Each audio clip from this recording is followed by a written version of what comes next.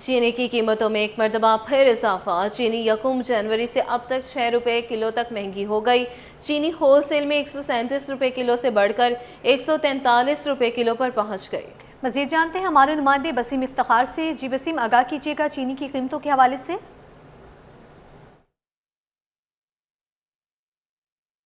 जी बिल्कुल, एक बार फिर हम देख रहे हैं कि अच्छी में चीनी की कीमतों में इजाफा शुरू हो गया है और बिल्कुल से होलसेल की सतह पर बात करें तो होलसेल में चीनी एक बार फिर महंगी हो गई है। चीनी जो कि यकम जनवरी को जिसकी कीमत 137 रुपये होलसेल की कीमत थी, यानी कि फ़ी किलो, उसकी कीमतों में अब इजाफा हुआ है और जो चीनी है वो होलसेल में अब 143 रुपये फ़ी किलो पर पहुँच गई है। इस वक्त मेरे साथ मौजूद हैं ताजिर शफकत महमूदी से। जानते हैं शफकत साहब, चीनी की कीमतों में कमी आ रही थी, आप ही ने हमें बताया था, क्रशिंग भी नवंबर में हुई है, लेकिन ऐसा क्या हुआ कि दोबारा चीनी महंगी होनी शुरू हो गई है?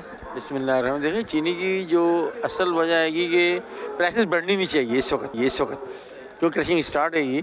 लेकिन कभी कभी ऐसा हो जाता है कि जैसे अब धुंध बहुत बढ़ गई थी, जिसमें आमदोरफ्त की बड़ी प्रॉब्लम हो रही थी, तो गन्ना जो है फैक्ट्री में पहुंच नहीं रहा था, जिसके अंदर प्रोडक्शन के अंदर थोड़ी कमी वाक़ हो गई थी, जिसकी बायस कीमतों में इजाफा मिल वालों ने कर दिया था।